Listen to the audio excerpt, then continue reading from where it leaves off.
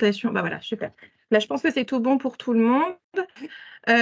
Donc voilà, comme l'a dit Laetitia, toutes les petites questions, n'hésitez pas à les noter en temps réel dans la partie plutôt Q&R et pas conversation. Et puis Laetitia et Elise écriront toutes les questions et puis j'essaierai d'y répondre au maximum à la fin de la présentation. Donc vous inquiétez pas, c'est pas très long. Souvent, on s'inquiète un peu dès qu'on parle de normes. Ouh là là, ça va être long et un petit peu embêtant. Mais l'idée, voilà, c'est de donner une sorte de zoom et puis d'avoir des discussions autour de cette certification. Alors, je vais commencer par me présenter. Donc, bah, moi, c'est Lauriane Sauge, comme ça vous a déjà été introduit. Donc, au sein de Systéo Médical, j'ai le poste qu'on appelle responsable affaires réglementaires, mais de manière plus large, je m'occupe de tout ce qui va être prestation, qualité et réglementaire pour accompagner nos clients, du coup, dans ce qu'on appelle le consulting. Et donc, ça va concerner tout ce qui est système de management de la qualité, documentation technique pour l'Europe et puis également pour l'export, notamment pour les États-Unis. Moi, j'ai une formation d'ingénieur biomédical. Ça fait maintenant 11 ans que j'évolue dans le domaine des dispositifs médicaux et j'ai toujours été côté fabricant, donc c'est-à-dire baignée dans cette réglementation, dans cette normalisation.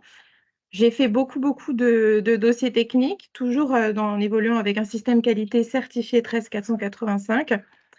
Et j'ai pu effectivement, quand j'étais côté fabricant pendant plus d'une dizaine d'années, j'ai pu me rendre compte de tout ce que malheureusement, j'étais obligée de demander aux sous-traitants, à nos entreprises qui nous aidaient finalement à mettre nos produits sur le marché, à les fabriquer. Et donc, bah, voilà, souvent, c'était des questions un petit peu intrusives. Donnez-moi vos certificats, nanana. Et les questions, malheureusement, étaient de plus en plus intrusives, si les fabricants n'étaient pas certifiés 13485, ce qui est le sujet finalement de notre présentation. Et malheureusement aussi, ça pouvait nous amener aussi à faire des audits. Enfin voilà, tout ça pour vous dire que là, je suis passée maintenant côté sous-traitance, mais que je comprends très bien toute cette criticité autour de la certification et du monde dans lequel on évolue. Donc là, on va s'attaquer aujourd'hui à un petit bout, j'ai envie de dire, qui s'appelle faut-il se faire certifier pour évoluer sur le marché des dispositifs médicaux? Donc ça va concerner les sous-traitants, les fabricants ou n'importe quel acteur, nouvel acteur, ancien acteur. Et l'idée, c'est de se dire pourquoi et comment accéder à la certification ISO 13485. Donc ISO 13485, ça fait un peu grossier, mais c'est le nom de la norme, voilà. Donc, on va traiter cette partie en cinq, on va dire en cinq gros sujets différents. D'abord, je vais vous donner un petit peu de contexte, donc normatif pour norme et puis réglementaire pour la réglementation, donc qui est plutôt européenne. Ensuite, on va s'intéresser à la question, est-ce que être certifié, c'est obligatoire? Et puis, pourquoi être certifié? Quel est mon intérêt? Je décale un petit peu la petite fenêtre, sinon je ne vois plus. Et puis, comment accéder à la certification? Et enfin, on va parler un petit peu de ce qui peut faire mal, c'est quels sont les coûts qui seraient liés à cette certification.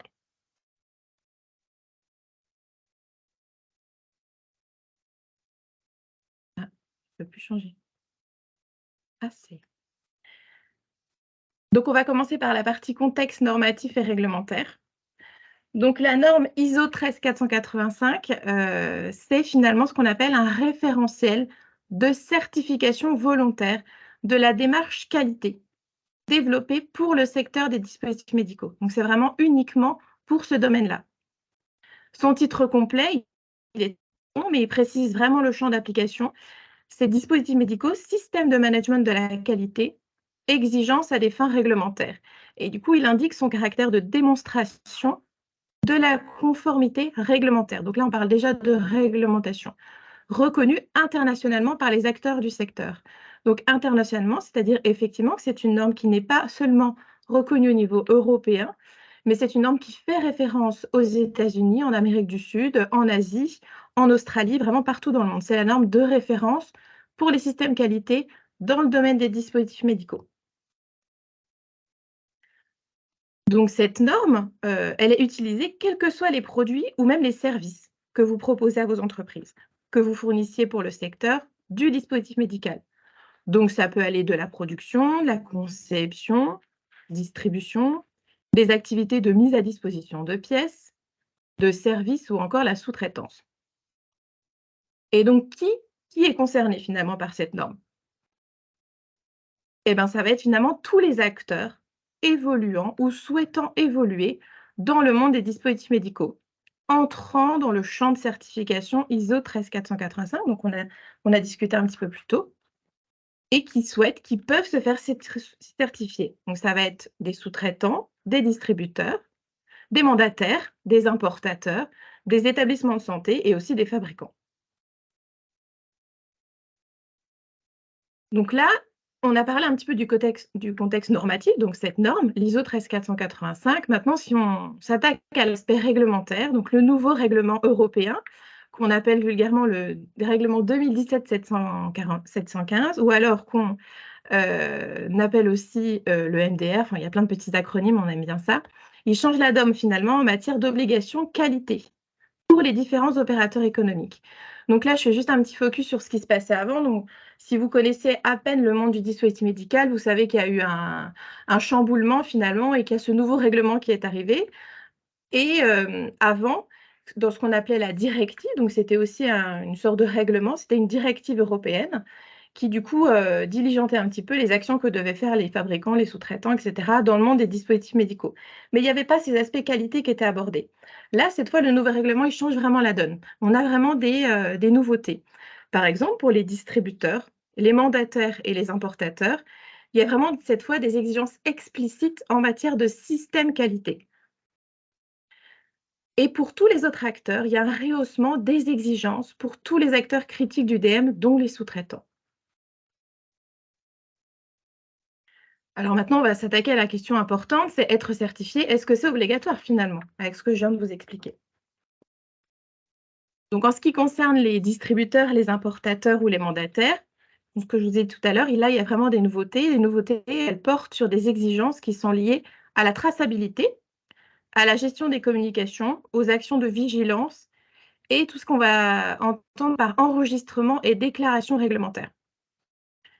En gros, il faut s'assurer que, ce que vous mettez sur le marché, c'est bien conforme à la réglementation et ça a bien les certifications, nécessaires. Et le moyen de réponse, de prouver la conformité, c'est classique finalement, c'est de mettre en place un système de management de la qualité. Mais là, on vous dit toujours pas: «Il faut le faire selon telle norme». Mais le monde du dispositif médical a son propre référentiel qui est dérivé de la norme ISO 9001. Donc ça, c'est une norme qui est connue finalement, j'ai envie de dire, dans le monde, ça peut être dans l'automobile, et cetera. En tout cas, dans le monde industriel, c'est vraiment une norme qui diligente les systèmes de management de la qualité. Et jusqu'à il y a très peu de temps, donc jusqu'en 2016, c'était une norme qui était très très proche de la norme 13485 spécifique aux dispositifs médicaux. Donc cette fois-là, on a évolué, les 2 mondes se sont un petit peu séparés, j'ai envie de dire, et des exigences se sont ajoutées pour le monde du dispositif médical. Pour les sous-traitants critiques, qu'est-ce que ça va impliquer finalement? Donc ce sont des partenaires. Qu'est-ce que c'est déjà un sous-traitant critique, pardon? Ce sont des partenaires des fabricants dont le résultat des activités pourrait remettre en cause la conformité du produit. Typiquement, la fabrication ou la conception du produit. Donc les sous-traitants, ils ont pour obligation d'apporter aux fabricants des preuves de la conformité quant à la qualité de la prestation qu'ils fournissent. Ça passe par un système qualité. Ici, on va parler de l'ISO 13485, qui vous sera très utile car elle définit les étapes clés finalement de votre travail, dans ce qu'on appelle le chapitre 7, qui est réalisation du produit. Là, c'est vraiment très, très détaillé dans la réalisation du produit. Donc le produit, ça peut être la fabrication d'un produit ou ça peut être de la prestation. Mais aussi car elle est utilisée par vos clients, qui sont les sous-traitants, des fabricants ou par vous-même, voilà, que vous soyez sous-traitant ou fabricant.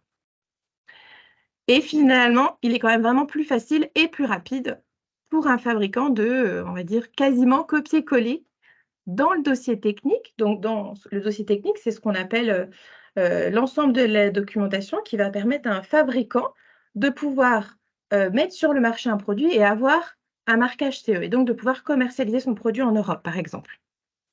Et donc finalement, ce serait plus facile pour un fabricant de quasiment donc copier-coller les données dans le dossier technique, les éléments apportés par un sous-traitant qui parle finalement le même langage que vous. Et ce langage, c'est la norme 13485. Plutôt que de devoir adapter le résultat d'un travail qui n'a pas tenu compte des exigences du secteur. En ce qui concerne les établissements de santé, Donc, ça va être les hôpitaux, les cliniques, les établissements de santé. Ils ont également besoin d'un système qualité, notamment, et de plus en plus, ça peut arriver, s'ils ont des activités de stérilisation ou de retraitement des dispositifs. Mais surtout, s'ils fabriquent un dispositif in-house, donc ça veut dire à l'intérieur de leur établissement, qui aura uniquement vocation à être utilisé dans l'établissement selon les dispositions d'un article, cette fois du règlement, donc là on parle bien du règlement européen, qui va nous spécifier la fabrication et l'utilisation des dispositifs s'effectuent dans le cadre des systèmes de gestion de la qualité appropriés. Là, si on parle des fabricants de dispositifs de classe 1, donc les classes 1, c'est les classes les moins risquées, et c'est ce qu'on appelle faire de l'auto-certification. Je m'assure moi-même que mon produit respecte les exigences et je le mets moi-même sur le marché. J'emporte la propre responsabilité sans impliquer personne. Donc, même si l'intervention d'un organisme notifié est exclue, les fabricants de dispositifs médicaux de classe 1 ont les mêmes exigences en matière de qualité, comme exposé dans l'article 10 du règlement. Donc là, on parle toujours d'une exigence réglementaire. Donc là, ça nous dit que les fabricants de dispositifs, autres que des dispositifs faisant l'objet d'une investigation, donc des sessions, établissent, documentent, appliquent, maintiennent et mettent à jour et améliorent en permanence un système de gestion de la qualité. Et donc, du coup, tout ça pour en arriver à, mais la certification 13485, du coup, est-ce qu'elle est obligatoire? Donc non, la certification, ce n'est pas une obligation réglementaire, contrairement à la conformité à la réglementation européenne. Donc en fonction finalement d'où vous vous situez, de quel acteur vous êtes, vous allez devoir, ça c'est une obligation, piocher les exigences réglementaires dans le règlement européen. Mais en ce qui concerne la certification 13485 pour votre système qualité, ce n'est pas une exigence. Par contre, c'est une exigence d'avoir un système qualité. Et comme je vous l'ai déjà un petit peu dit tout à l'heure, c'est quand même plus facile de faire certifier son système de management de la qualité, son SMQ, conforme aux exigences de l'ISO 13485, que de prouver que ce même système qualité est conforme aux exigences du règlement. Et donc, c'est pour ça que la majorité des acteurs préfèrent la voie de la certification. Parce que finalement, ce n'est pas une norme d'application obligatoire, mais c'est obligatoire d'avoir des exigences qualité. Et donc, du coup, finalement, bon, c'était plus simple de suivre l'espèce de mode d'emploi qu'il y aurait dans cette norme. Alors, du coup, vous me direz, mais pourquoi être certifié? Eh bien, en premier, ça peut garantir à vos clients, et ça garantit à vos clients le respect de la réglementation, la prise en compte de leurs exigences à eux, mais aussi la maîtrise de votre activité et des risques qui lui sont associés. Ça donne aussi une image de compétence et de sérieux grâce à la mise en œuvre d'un référentiel exigeant et reconnu aussi internationalement. On en a parlé tout à l'heure. Vraiment, ça concerne l'ensemble des parties prenantes, donc les États-Unis, l'Europe, le marché asiatique, etc. Et puis, ça permet aussi de valoriser vos efforts vis-à-vis de votre marché. Ça donne effectivement un gage de qualité. Et puis, vous vous assurez et assurez vos partenaires sur différents points. Sur votre conformité à la réglementation européenne, de votre conformité aux exigences de vos clients, parce que là, voilà, de votre maîtrise de vos processus et procédés spéciaux. Bon, là, on ne va pas rentrer dans les détails, sinon on va pas ça, il y en aura pour longtemps. De votre maîtrise des risques de votre activité, de votre maîtrise de la traçabilité de vos produits. Ça, c'est vraiment une part importante. Et de mobiliser vos équipes aussi autour du projet commun d'optimisation de votre organisation, d'amélioration. Ça, c'est vraiment un point important. Et puis finalement, on peut se dire que vous assurez la pérennité de votre activité en faisant un état des lieux de votre système et de son adéquation avec les exigences du secteur, donc là, les exigences réglementaires, en vous assurant de la diffusion adéquate des informations qui sont relatives à vos activités, aux autorités compétentes, comme par exemple la NSM en France, en donnant confiance à vos clients grâce à une certification exigeante et reconnue, et en adoptant une démarche structurante d'amélioration continue. Donc après tout ça, vous me dites, OK, c'est bien beau, mais comment je fais? Comment je peux accéder à la certification? Si j'ai décidé de franchir le pas, quelles sont finalement les différentes étapes? Donc on fait un petit peu d'histoire, mais promis, ça ne va pas durer très longtemps, ces aspects-là. Après, on rentrera un peu plus dans le pratique. Donc je vous en ai parlé un petit peu avant, les origines de la norme 13485, elles viennent de la norme 9001, donc qui était du coup une norme sur le système de management de la qualité, mais applicable à toute entreprise qui souhaite avoir des procédures, des instructions qui gèrent finalement les prestations, la production de l'entreprise. À la différence, c'est que là, on est vraiment basé sur une approche processus avec l'inscription dans un cycle PDCA. Donc, c'est un gros mot qui veut dire finalement Plan, Do, Check, Act. Donc, tout ça, parce qu'il faut être dans l'idée tout le temps d'une amélioration continue. On est toujours là pour faire de mieux en mieux et surtout rester dans cette traçabilité, etc. Donc, si on détaille un petit peu, dans cette partie planifiée, là, c'est important d'établir les objectifs du système, ces processus, ainsi que les ressources nécessaires pour fournir des résultats correspondant aux exigences et identifier et traiter les risques et opportunités.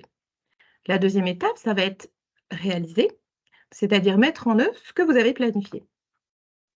Ensuite, évidemment, c'est important de vérifier, c'est-à-dire surveiller, et même le cas échéant, mesurer les processus, les produits et les services obtenus par rapport aux exigences et aux activités planifiées pour rendre compte des résultats. Et enfin, agir, c'est-à-dire entreprendre les actions pour améliorer les performances.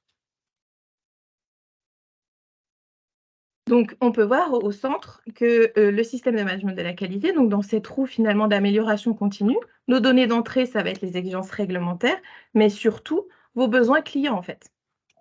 Et puis les résultats de sortie, ça va être des produits sûrs, conformes à la réglementation, et puis des clients rassurés et satisfaits. Donc l'objectif premier de la norme 13485, c'est d'aider les organismes, les entreprises qui interviennent dans un cycle de vie du dispositif médical à assurer la sécurité du produit. Et donc l'ensemble des exigences que la norme a ajoutées, la norme 13485 a ajouté à la norme 9001, donc la norme 9001 qui est plus généraliste, ont pour but de participer à cet objectif, donc assurer la sécurité du produit. Il ne nous reste pas beaucoup de diapositives sur la partie un petit peu barbare, j'ai envie de dire, des exigences et ensuite on parlera des coûts. Donc si on détaille un petit peu, ce qu'on appelle les exigences de la norme. Donc elles sont, répertoriées en plusieurs thèmes. Donc le premier, ça va être ce qu'on appelle le système de management de la qualité. Je vous en ai beaucoup parlé, mais on se demande un petit peu ce que c'est. Donc c'est ce qu'on appelle l'approche processus, donc des procédures, des instructions pour structurer ces activités au cours du cycle de vie d'un produit. Je le conçois, je le fabrique, je le retraite, et cetera. Il y a aussi une partie importante sur la responsabilité, les responsabilités de la direction, avec un engagement de la direction à travers ce qu'on appelle une politique qualité et des objectifs qualité, qui s'inscrivent aussi dans une communication. Ensuite, on va avoir le management des ressources. Donc, vous voyez que c'est vraiment transversal. Ça touche finalement toute l'entreprise et toutes les personnes. Sur le management des ressources, on va s'intéresser surtout à la disponibilité tout au long du cycle de vie, l'environnement de travail, les compétences des employés.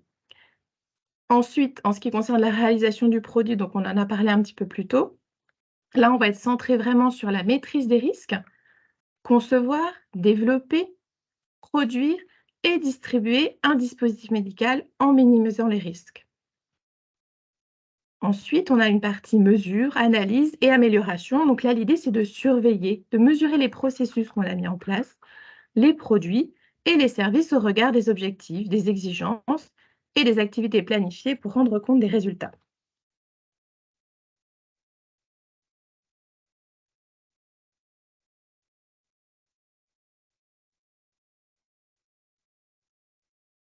On va revenir en arrière.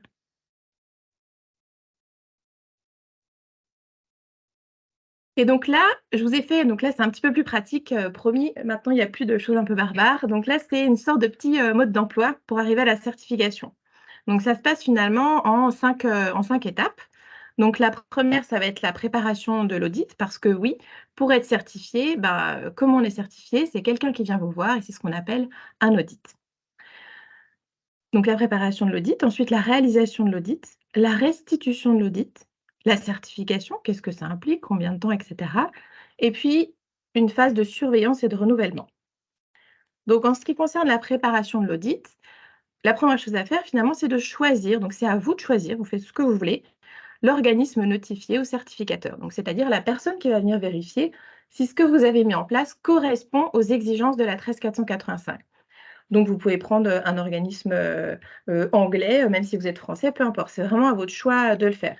En général, on le fait en fonction des coûts, hein, faut se rendre à l'évidence, mais aussi c'est important d'avoir un bon échange même avant que vous signiez quelque chose.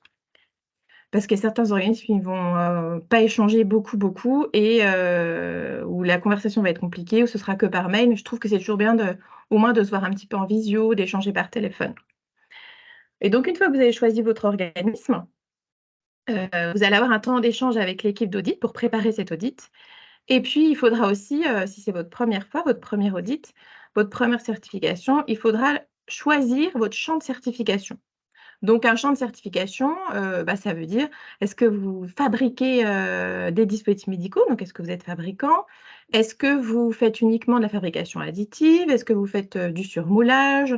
Est-ce que vous faites de la prestation de service? Voilà, ça peut vraiment finalement, c'est le cœur de votre entreprise. Qu'est-ce que vous faites? Ensuite, on a la partie audit. Donc là, ça se passe sur site et il va y avoir du coup un temps d'échange qu'on appelle, l'interview des équipes. Donc là, on rentre vraiment dans, le cœur de l'audit. Et le but, c'est d'analyser vos pratiques et les données qui sont au regard des exigences de la norme. La troisième étape, ça va être la restitution de l'audit. Donc, c'est une présentation qui se fait juste à la fin de l'audit, sur site, une présentation synthétique des conclusions de l'audit. Et puis, vous aurez une remise de votre rapport d'audit avec toutes les observations qui ont été émises et puis peut-être des non-conformités s'il y en a. Ensuite, vous pouvez avoir accès à votre certification, à condition que les conclusions de l'audit soient en accord avec ça. Et donc la certification, finalement, c'est quoi? C'est un certificat, de conformité aux exigences de la norme 13485 qui vous est délivré pour 3 ans. Et enfin, on a une partie donc surveillance, renouvellement. Donc en fait, vous avez un audit, après avoir passé ce premier audit, vous avez votre certification. Ensuite, vous avez un audit de suivi, on appelle un audit de suivi tous les ans. Et ensuite, au bout de 3 ans, donc tous les 3 ans, vous avez un audit de renouvellement qui, du coup, est un peu plus conséquent en termes de nombre de jours d'audit. Et donc justement, là, on va s'orienter un petit peu, d'accord, c'est bien beau tout ça, mais combien ça va me coûter? Donc là, je vous ai essayé de vous mettre un peu des ordres de grandeur, mais il faut savoir que, c'est des ordres, on va dire, un petit peu à la louche, à la grosse louche, parce que ça va être très différent en fonction de votre entreprise, de votre activité, du nombre de sites de fabrication que vous avez ou du site de production. Ça va être aussi en fonction des marchés auxquels vous orientez, donc si c'est que l'Europe, si ça va être les États-Unis, l'Australie, le Japon et cetera, et ça va être aussi en fonction du nombre de personnes, dans l'entreprise. Donc si on prend par exemple, à gauche, donc le cas d'un sous-traitant.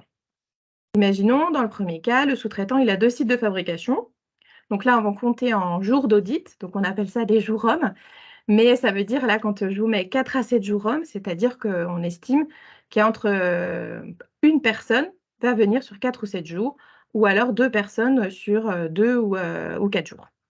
Et donc le coût, ce serait entre 25 et 30 000 €. Donc là, on parle toujours pour un cycle de certificat de 3 ans. C'est vraiment le coût sur les 3 ans. Donc toujours dans le cas d'un sous-traitant, imaginons il a un site de fabrication cette fois. Donc là, le nombre d'audits, ce serait plutôt sur, 1 ou 3 jours hommes et donc avec un coût du coup moindre qui serait entre 10 et 25 000 €. Alors si on passe cette fois sur la partie, fabricant, donc là, le fabricant, ça va surtout changer en fonction du marché. Donc on a si c'est un fabricant qui est un petit peu, on va dire, mondial, qui va être en Europe et hors Europe, comme l'Australie, le Brésil, le Canada, les États-Unis ou le Japon. Donc je vous ai mis, pas vraiment par hasard, ces 5 pays. En fait, c'est des pays qui, reconnaissent un programme mondial d'audit qu'on appelle le MDSAP. Donc là, c'est un autre mot un peu plus vulgaire. Et donc en fait, c'est, un programme d'audit reconnu, internationalement qui est basé du coup sur la norme 13485. Et donc, du coup, votre organisme, qu'il soit français, anglais ou australien ou je ne sais quoi, il peut diligenter finalement votre organisme pour en même temps évaluer l'impact de la norme sur le marché australien, brésilien. Et du coup, vous aurez une certification qui couvre vraiment tous les marchés. Et donc là, le nombre de jours d'audit, là, ça commence à parler un petit peu. Donc là, on est plutôt sur 8 à 10 jours hommes. Donc souvent, ce qui se passe, c'est qu'il y a 2 auditeurs qui viennent sur une semaine. Et donc les coûts, Donc toujours sur un cycle de 3 ans, ça va être entre 70 000 et 80 000 euros. Et ensuite, prenons par exemple un fabricant qui serait uniquement sur le marché européen. Donc s'il est uniquement sur le marché français, c'est pareil, on va considérer Europe. Et donc là, on serait plutôt sur un nombre de jours d'audit, entre 4 et 7 jours hommes, pour un coût allant de 55 à 70 000 euros.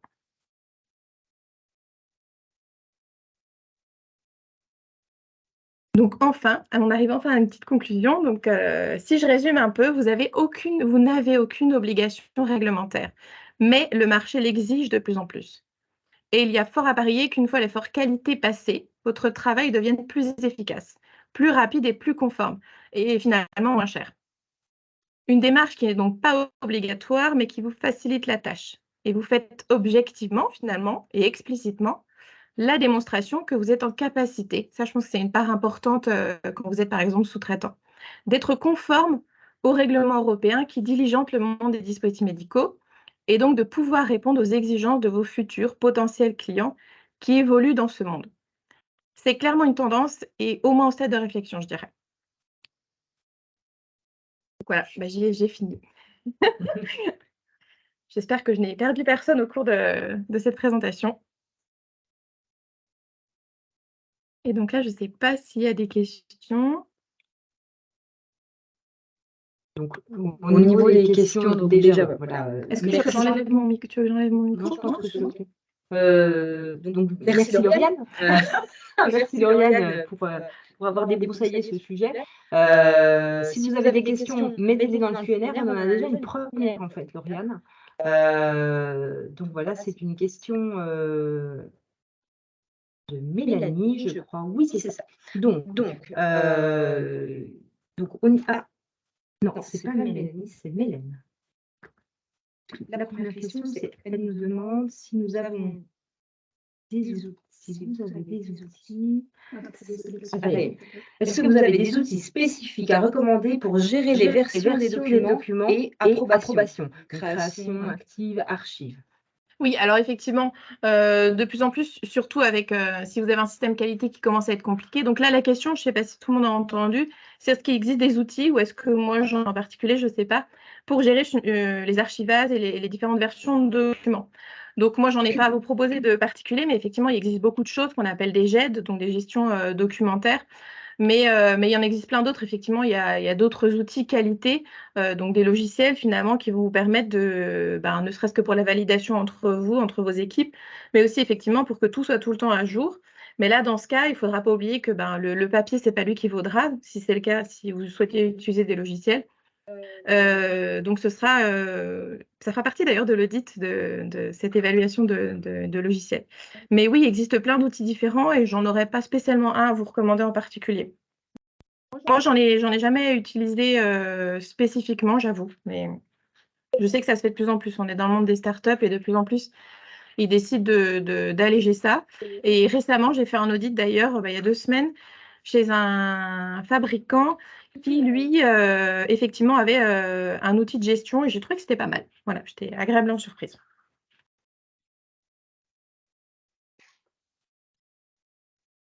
Alors Mélène, j'espère que ça répond à votre question. Oui, sinon, vous n'hésiterez pas, si ce n'était pas vraiment le cœur de votre question, vous n'hésiterez pas à m'envoyer un mail à la fin de la présentation qu'on vous fera parvenir. Il y a tous mes coordonnées.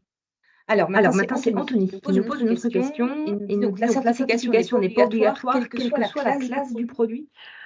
Concrètement, si on lit vraiment si on lit vraiment le règlement européen, donc là, je vous ai parlé tout le temps du règlement 2017-745, ça concerne les dispositifs médicaux, mais il y en a un autre, le 746, qui concerne les dispositifs médicaux de diagnostic in vitro, mais en tout cas, l'idée des exigences qualité sont les mêmes. Et effectivement, il n'y a jamais, donc la norme 13485, ce n'est pas une norme d'application obligatoire. Ce qui est obligatoire, c'est d'avoir des exigences qualité, mais on ne vous dit pas comment les faire. Et donc finalement, c'est un outil, ce n'est pas obligation, effectivement, quelle que soit la classe. Par contre, je ne suis pas sûre que vous trouviez un organisme notifié qui va vous certifier ou qui va évaluer vos produits pour obtenir le marquage CE si vous n'êtes pas vous-même certifié 13485. Donc, ils ne vous le diront pas comme ça, mais peut-être que vous allez, je ne sais pas si je peux le dire, mais passer peut-être pour des rigolos, quoi. Je pense que ça, voilà. Je ne connais pas d'entreprises qui ne sont pas certifiées 13485 et qui sont fabricants de dispositifs à partir de la case 2A. Oui, il y a de Merde, j'avais mis mon... Zut, pardon. Ce sera mieux, je pense. Alors, donc, nouvelle question de Vincent. Dans le cas d'une certification MD de classe 2 ou 3, faut-il faire une demande séparée ISO 13485 puis MD, ou cela peut-il se faire en même temps si l'organisme notifié est compétent pour ces deux certifications? Oui, En gros, pour diminuer les délais. oui, bien sûr.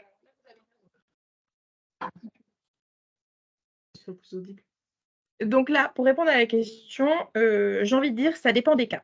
Alors, ça va dépendre malheureusement de votre organisme notifié. Donc, nous, on en contacte souvent plusieurs parce que chacun a un petit peu leur façon de travailler, j'ai envie de dire. Dans les faits, normalement, vous pouvez tout demander en même temps, ou vous pouvez demander, d'abord, j'ai envie de certifier mon système qualité, de l'éprouver un petit peu, parce que finalement, on peut évaluer un système qualité qu'en l'ayant éprouvé, en ayant utilisé la documentation que vous allez créer. Parce que lors d'un audit, il va regarder ce que vous avez décidé de mettre en place, mais il va regarder aussi ce qu'on appelle l'efficacité. C'est-à-dire, est-ce que ce que vous avez mis en place, c'est efficace, ça répond aux exigences et ça fonctionne. Donc, tout ça pour vous dire que tout peut être différent, mais on a beaucoup de réponses d'organismes notifiés, alors surtout français, donc bon, il n'y en a qu'un, mais qui, lui, souhaite faire les deux choses en même temps.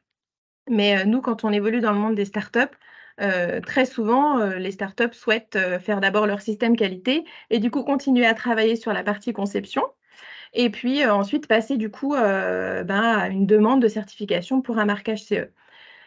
Et je trouve que, en tout cas, nous, on le conseille de plus en plus à nos clients. Et là, tous les organismes ne sont pas d'accord, même s'il n'y a rien réglementairement qui leur dit non, vous n'avez pas le droit. Je trouve que c'est plutôt pas mal d'avoir un champ de certification, donc pour votre système qualité, réduit. Donc, c'est-à-dire peut-être qu'au début, vous n'avez pas de production chez vous. Peut-être que vous avez envie de vous faire certifier uniquement sur la partie conception, par exemple. Et puis, vous n'allez pas avoir tout de suite envie de vous faire certifier sur la fabrication ou sur l'après-commercialisation, parce que c'est des choses que vous ne faites pas encore. Et donc, finalement, vous ne pourrez pas montrer l'efficacité de ces parties-là lors de l'audit. Donc, je trouve que c'est plus pertinent de le faire en deux temps, voire même d'abord avoir un champ de certification réduit pour le système qualité, ensuite d'éprouver son système, de faire son dossier technique bien construit, etc. Et puis ensuite de faire un autre temps. Voilà. Mais effectivement, ce sera plus cher de le faire en plusieurs temps. Ce sera réduit. Si vous êtes prêt, il vaut mieux tout faire en même temps.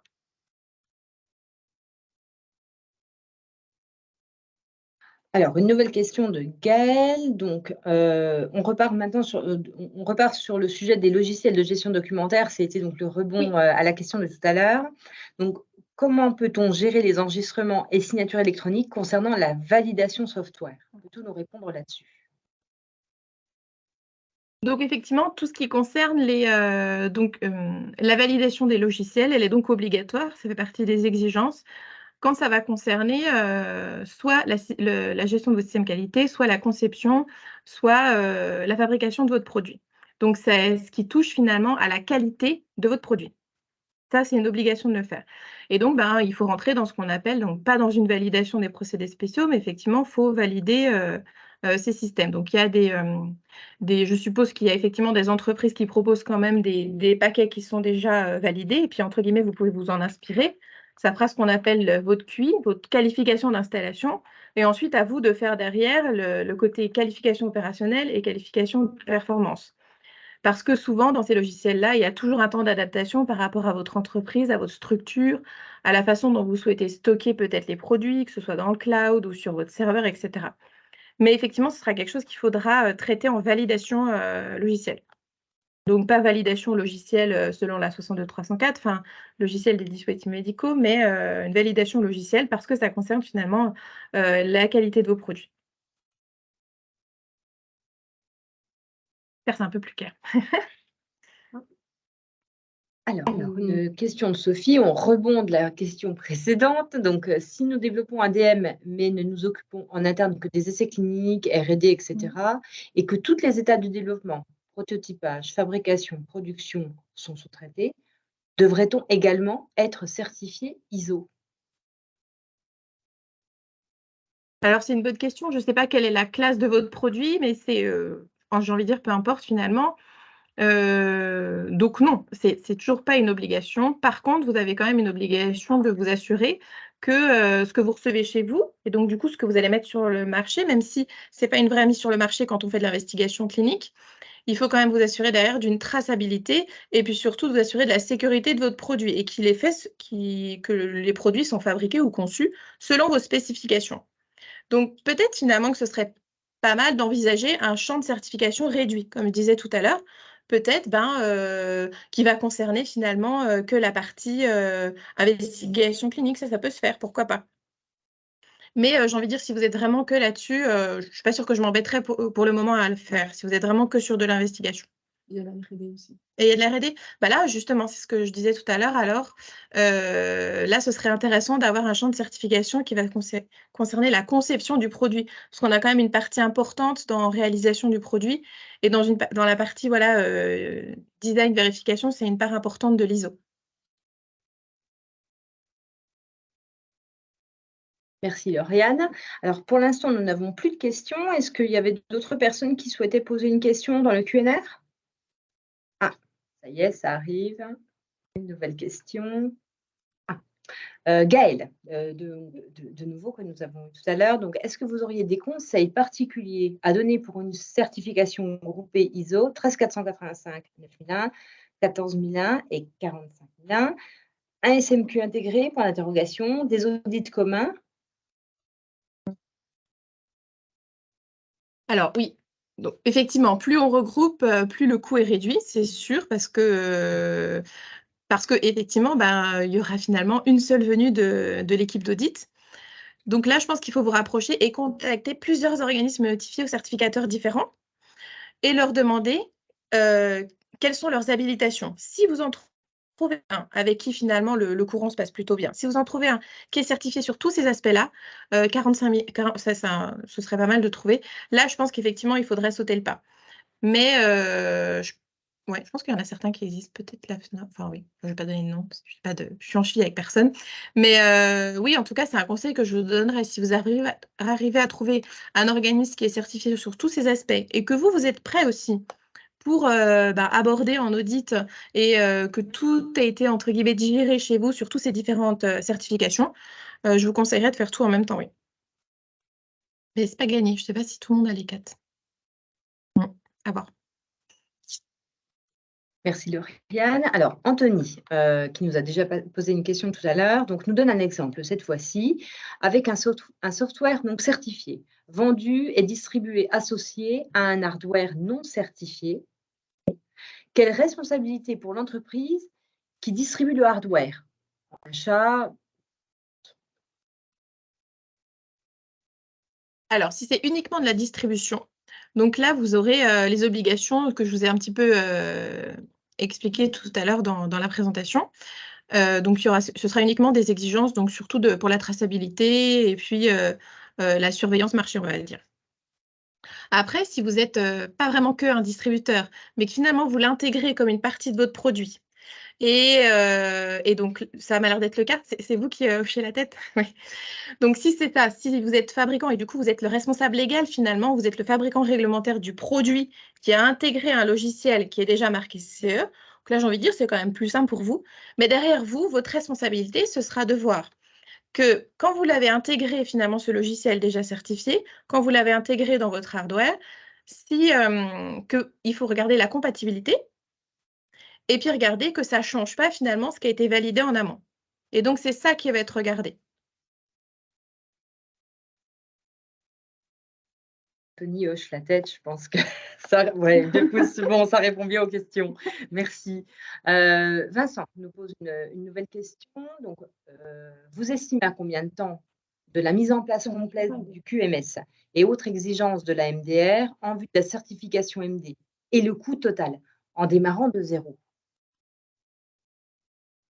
Alors, donc là, on est sur j'ai rien et je veux tout, si j'ai bien compris. Donc, imaginons, on va prendre un cas classique où c'est un dispositif de classe 2A. qui n'est pas implantable. Donc, on va dire on est un peu entre deux. On n'est pas dans la simplification, on n'est pas dans le pire cas avec le classe 3. Imaginons, c'est un... Alors, il nous met une petite précision, Vincent, classe 2B. Implantable ou pas? Ah, Vincent.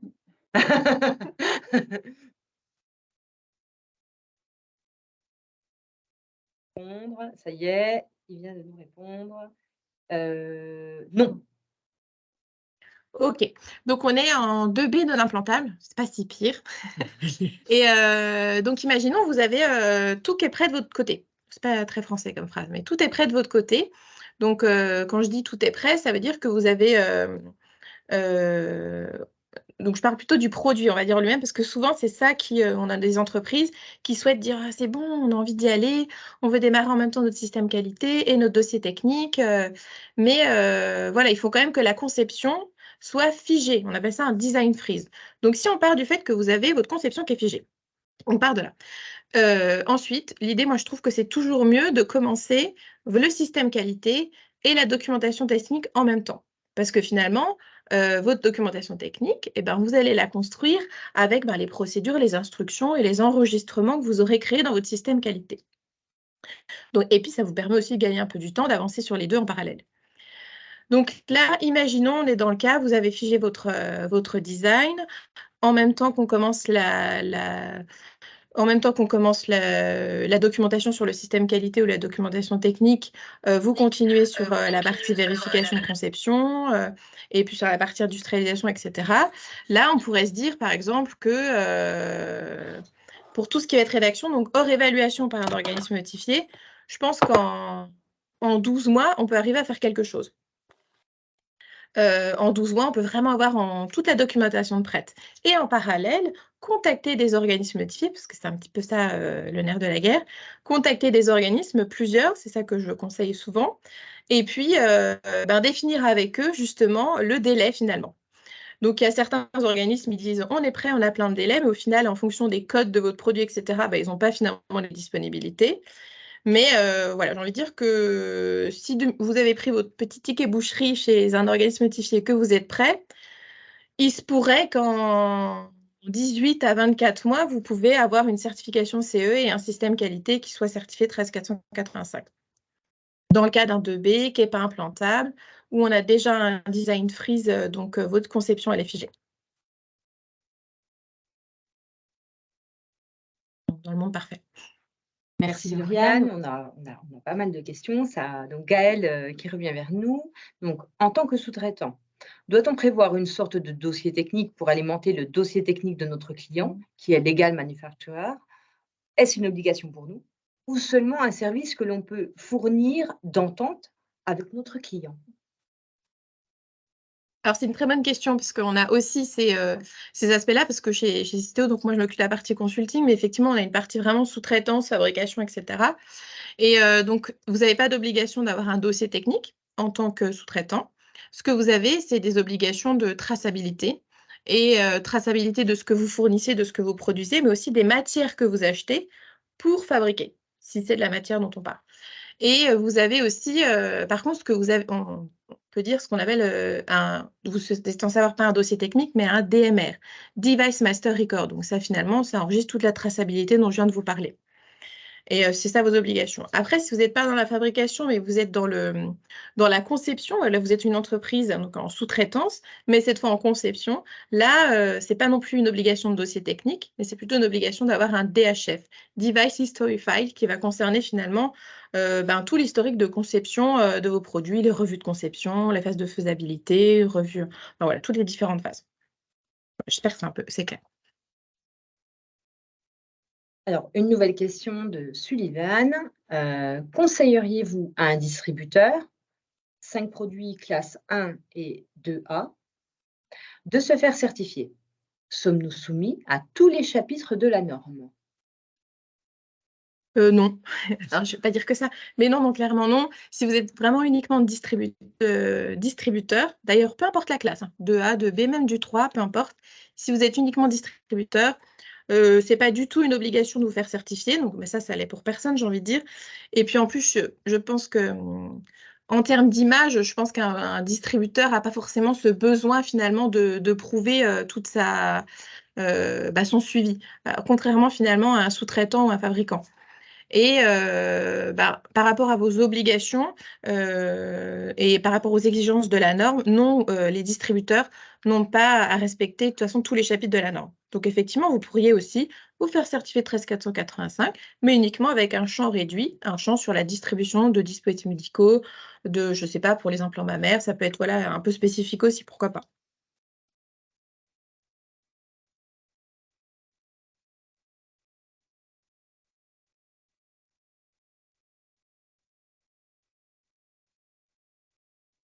Quand on est sous.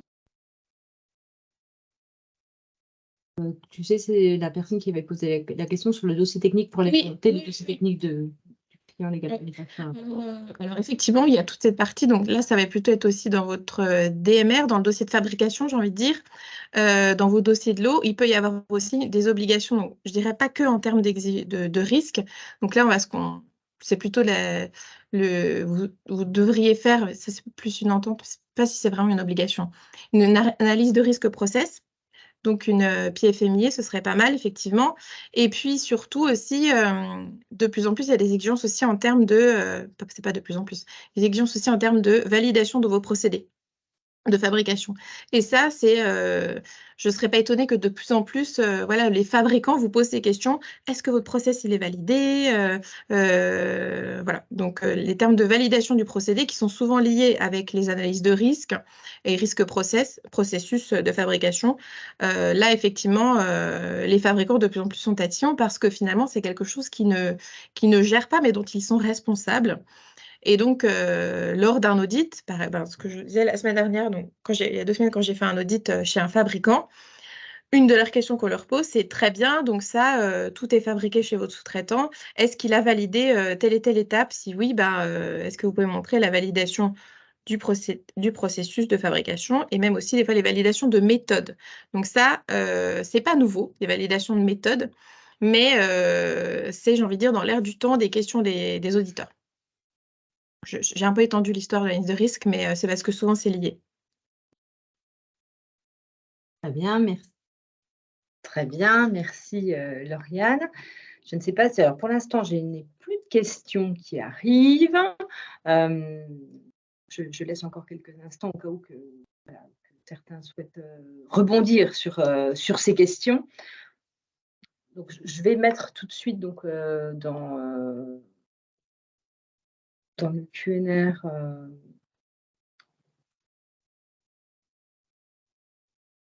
Je ne sais pas si...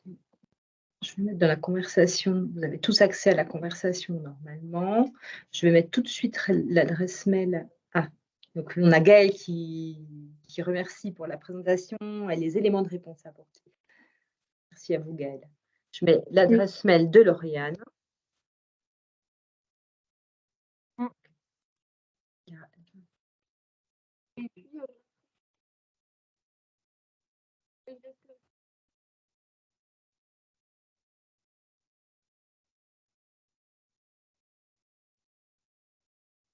Oui, je laisserai aussi Laetitia et puis ses équipes transmettre du coup la présentation.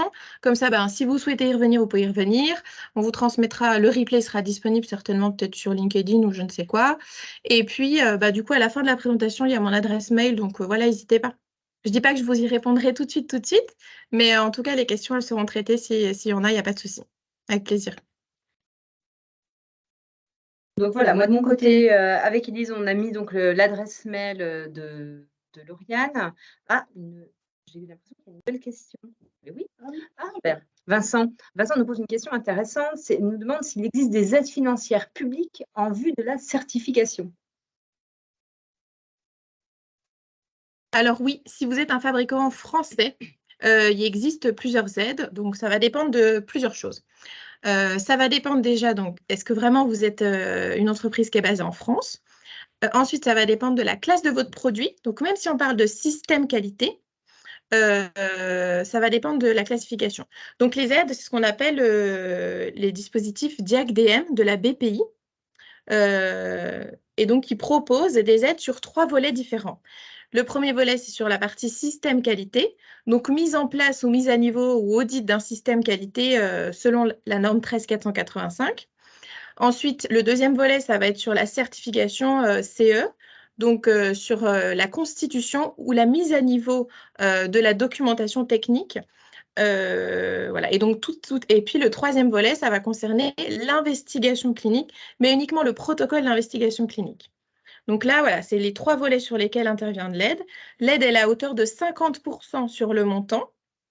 Le montant maximum, il est public, hein. D'ailleurs, je crois qu'il y a un petit article sur Cystéo chez nous qui va paraître sur les niveaux d'aide. Mais en tout cas, vous pouvez aller voir sur le site aussi de la BPI qui vraiment détaille bien les choses. Ils ont fait un cahier des charges.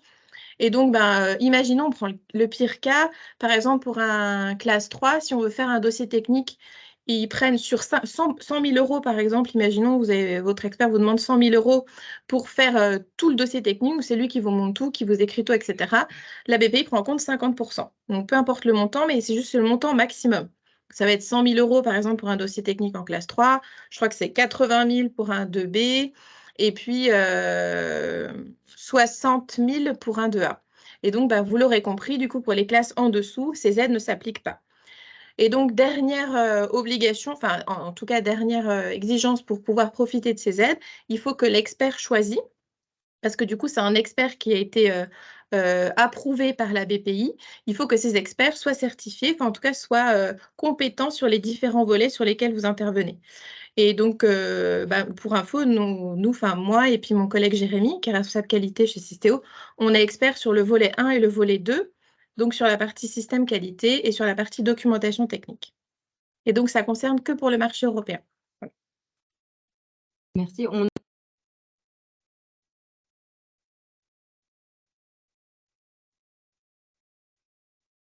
J'ôte mon micro, je ne sais pas, voilà, Gaël qui a rebondi donc, sur la question de Vincent en exprimant que c'était une bonne question. Et donc, il nous dit, quid de la Suisse? Es-tu au courant, Lauriane, des aides qu'il peut y avoir en Suisse? Alors non, malheureusement, je ne suis pas au courant. Je suis au courant de la Belgique. Vous m'aurez posé la question sur la Belgique. Je vous aurais dit qu'il existe les chèques entreprises. Et voyez, je vois quelqu'un qui dit dommage que je sois basée en Belgique. Et voilà. Donc, je ne peux pas répondre à Gaëlle sur la Suisse parce que j'en ai aucune idée et je sais pas. Franchement, je vous dirais des bêtises, je sais pas. Par contre, pour la Belgique, oui, il existe des aides, de très bonnes aides, qui sont, je crois, aussi à valeur de 50%, je me demande. Et donc, il faut que l'entreprise soit basée en Belgique. Et nous, on a une antenne récemment, maintenant, on a ouvert une antenne en Belgique, justement parce qu'on a historiquement plein de clients belges et qui, du coup, ne pouvaient pas profiter des aides qu'on appelle les chèques entreprises. Donc, en Belgique, ce n'est pas le dispositif DIAG DM de la BPI, mais en Belgique, c'est ce qu'on appelle les chèques entreprises. Et là, c'est, il me semble, beaucoup plus ouvert, c'est-à-dire qu'il n'y a pas d'histoire de classification de produits. Voilà. Et ni de thématique particulière. Mais il y a toujours ces histoires d'experts. Alors, une question d'Anthony qui nous demande, et qui nous dit dernière avec un petit smiley. Non, c'est bon, Anthony, pas de souci, avec plaisir. Donc, existe-t-il un fast track pour la certification? Payer plus cher pour aller plus vite? Oui. Oui. Et c'est beaucoup plus cher. Mais oui, ça existe. Je pense chez tous les ON, à mon avis, chez tous les organismes.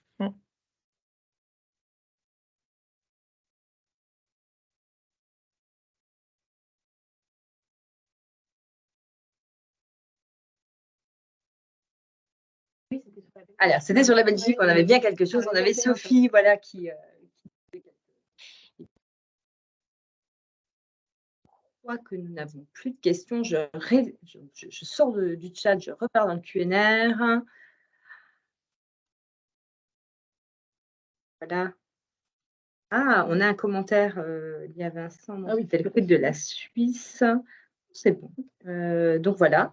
Eh bien, écoutez, voilà, face à tout cela, on est ravis de vos questions, de l'engouement que vous avez pu avoir lors de ce webinaire. Lauriane, merci. Merci voilà, pour toute cette expertise que tu nous as livrée pour ce premier. Bravo, quel beau baptême. Élise, merci. Donc nous, au village Baïséa, on est ravis en fait, de vous avoir accueilli, Cystéo auprès de nous, donc Cystéo Médical, Cystéo Consulting. Je rappelle que c'est notre partenaire au sein du village Baïséa Franche-Comté. Je sais qu'il y a d'autres villages donc, qui sont connectés. N'hésitez pas à nous connecter au village BASCA, donc Franche-Comté, si vous avez besoin de coordonnées d'entrer en attache avec Systéo, ben, on le fera avec plaisir. Nous, sur les prochaines semaines, on va diffuser donc, sur LinkedIn ce webinaire, puisque donc, nous l'avons enregistré avec votre accord. Vous avez donc, je le rappelle, dans le chat, l'adresse mail de Lauriane. Et puis voilà, donc ça se termine. Élise, un mot de la fin? Un grand merci. Un grand merci pour votre participation, votre présence, votre écoute. Et puis, voilà, on reste à votre disposition pour les questions qui pourraient venir par la suite ou les précisions. Si vous avez besoin de précisions, n'hésitez surtout pas. Voilà. Très bien. Bon, ben voilà, je n'ai plus qu'à vous souhaiter un très bon appétit et puis une excellente fin de journée à toutes et tous. Merci pour tout. Merci beaucoup. À très bientôt. Merci beaucoup encore et merci pour m'avoir écouté pour mon premier webinaire. Bonne journée à tous et bon appétit. Bonne journée. Merci. Bonne journée. Au revoir.